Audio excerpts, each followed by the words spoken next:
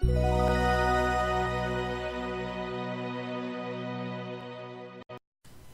guys, in today's video, I will show you how to make a video on your iPhone using Light MV. To start, go to your web browser on your iPhone device, then visit Light MV's website. Then, select your desired template that you want to use on your video. Next, upload your photo by clicking the plus sign button on the interface.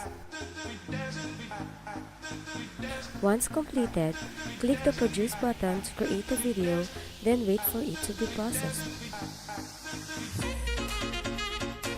After that, click the Download button to save your video on your iPhone device. And that is how you create a video on your iPhone using Light MV.